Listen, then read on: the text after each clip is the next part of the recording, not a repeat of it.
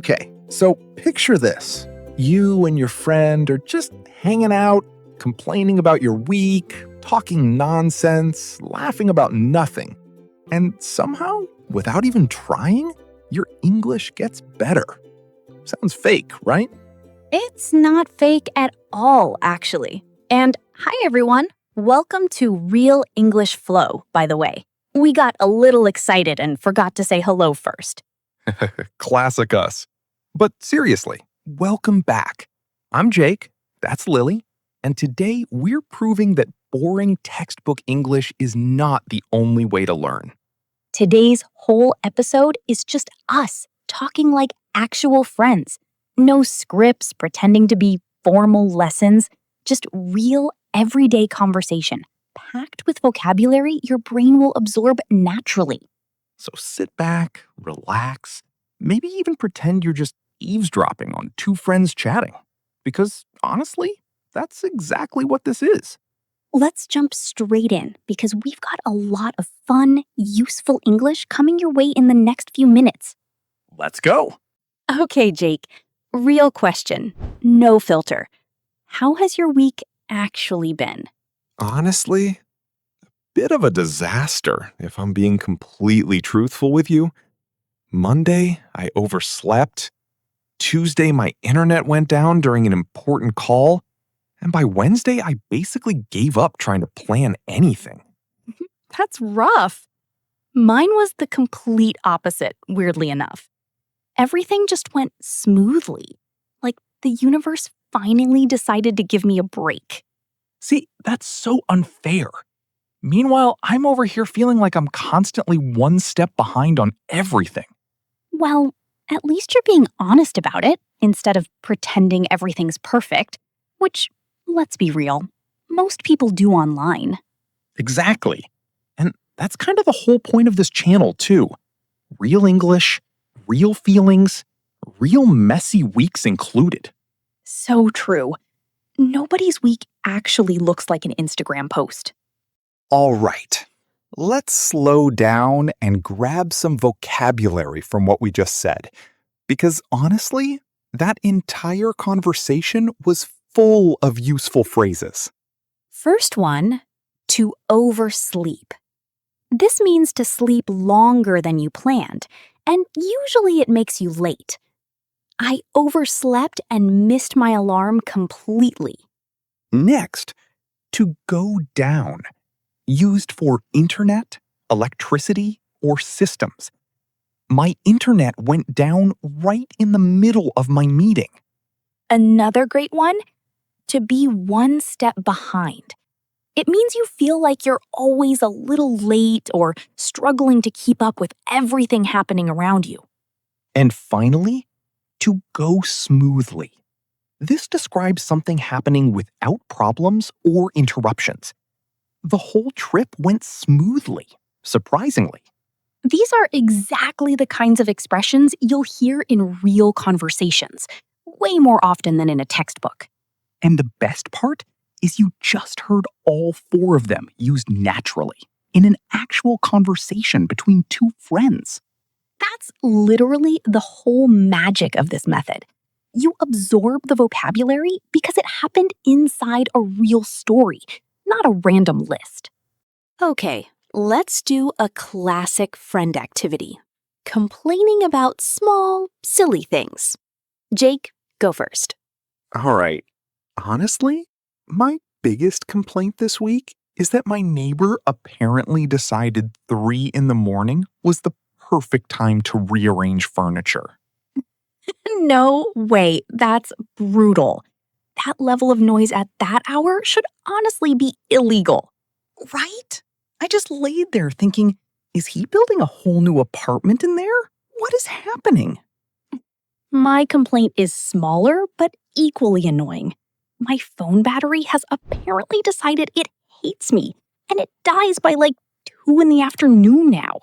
That's such a modern problem. 10 years ago, our biggest complaints were completely different. And now it's all about Wi-Fi and battery percentage. Exactly. And honestly, this kind of casual complaining is such normal, everyday English. The type you'll use constantly with friends, coworkers, basically everyone.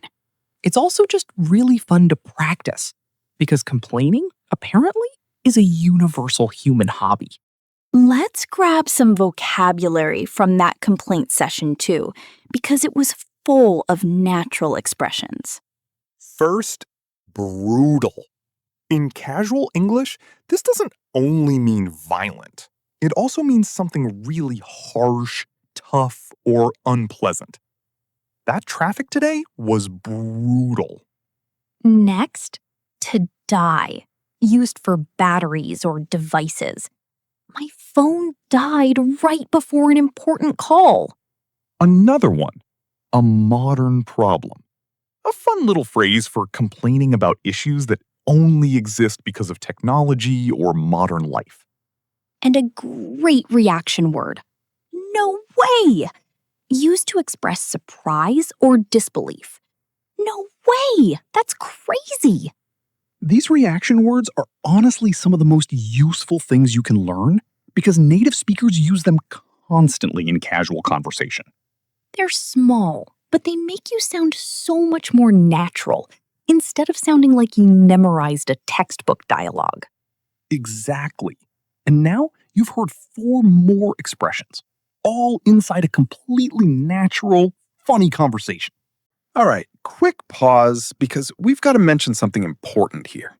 If this kind of casual, real conversation English is actually helping you, subscribing is genuinely the easiest way to support this channel.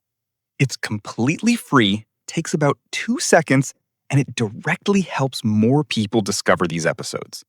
We're not asking you to buy anything, follow 10 steps, or fill out a form. Literally just tap that subscribe button right now while you're thinking about it. And honestly, if you're enjoying our chaotic complaining and terrible week so far, there's plenty more of that coming in future episodes. So go ahead, hit subscribe, and let's jump right back into today's conversation. We've still got some great stuff coming, including our weekend plans, believe it or not. Speaking of that, Jake, any exciting plans for this weekend? Or are you still recovering from your furniture rearranging neighbor? Honestly, I'm planning to do absolutely nothing, and I'm really looking forward to it. No plans, no schedule, just complete freedom. That sounds amazing, actually. I'm the opposite, though. I've got a friend's birthday party Saturday and then a family lunch on Sunday. That's a packed weekend. Are you excited or already tired just thinking about it? A little bit of both, honestly. I love seeing everyone, but by Sunday night, I'll probably need a whole extra weekend just to recover. The classic, I need a vacation from my vacation feeling. Exactly that. But hey, at least it'll be a good story for next week's episode. Let's grab some more useful vocabulary from that little exchange about weekends. First, to look forward to something, meaning you're excited about a future event. I'm really looking forward to the weekend. Next, packed. Used to describe a schedule full of activities. My weekend is completely packed with plans. Another useful one, to recover, which we usually connect to illness, but it also works perfectly for tiredness. I need a whole day just to recover from this week. And a fun expression, a vacation from my vacation. A playful way of saying you're more tired after a break than before it. That last one always makes people laugh, because honestly, we've all felt exactly that at some point. These phrases are so common in casual conversations about weekends, plans, and everyday tiredness. Exactly the kind of English you'll actually use. And once again, you learned them naturally, just by listening to a real conversation, not a memorized list. Quick pronunciation moment. Notice how we say looking forward to. It flows together, almost like one long word. Looking forward to. Let's slow it down first. Repeat with me. I'm looking forward to it. Now let's speed it up, the way it actually sounds in real conversation. I'm looking forward to it. That's exactly the kind of natural, connected speech that trips up a lot of learners, because textbooks rarely teach it this way. So try saying that sentence a few times today and really notice how the words blend together smoothly. Practicing this out loud genuinely trains your ear to recognize it faster in real conversations, too. Let's try something fun. I'll give Jake a situation, and he has to react naturally, like a real friend would. I'm ready. Bring it on. Okay, situation 1. Your favorite show just got canceled after 1 season. No way. That's honestly brutal. I was really looking forward to season 2. Situation 2. You finally have a completely free weekend. No plans at all. Honestly, that sounds like the dream. My battery, physically and emotionally, could really use a full recharge. Perfect. Natural reactions. And notice how naturally today's vocabulary just slipped right back into the conversation. That's honestly the whole goal. Using new words until they start feeling automatic instead of forced. All right, here's your challenge for today. In the comments, tell us about your week using at least 2 phrases from today's episode. Maybe your week went smoothly, or maybe, like mine, It was honestly a little brutal. Either way, we want to hear it. In English. Let's do a quick recap of everything you picked up today. From our catch-up, oversleep, go down, 1 step behind, and go smoothly.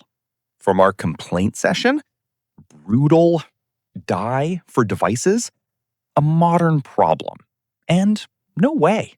And from our weekend chat, looking forward to, packed, recover, and a vacation from my vacation. 12 completely natural expressions, all learned inside real, funny, everyday conversation, instead of a boring list.